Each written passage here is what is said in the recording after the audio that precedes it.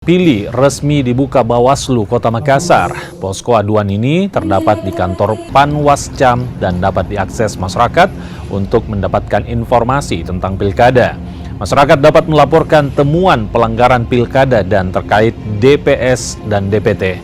Bawaslu sebelumnya menemukan sejumlah nama warga yang punya hak pilih namun tidak masuk ke DPS dan warga yang sudah meninggal tapi masih tercatat sebagai pemilih.